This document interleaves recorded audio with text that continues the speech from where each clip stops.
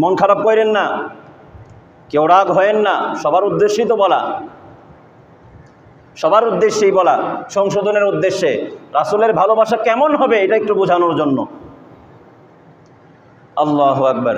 ভাই পাঞ্জাবি পরেন না কেন, জুব্বা কেন পরেন না?